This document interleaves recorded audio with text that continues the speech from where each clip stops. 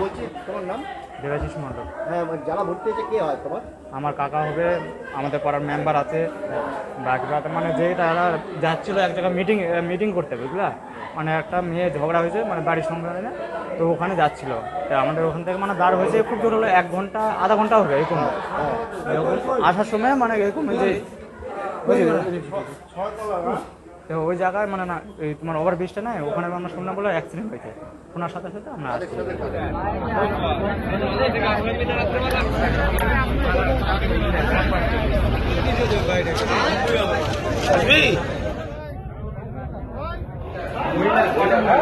এখানে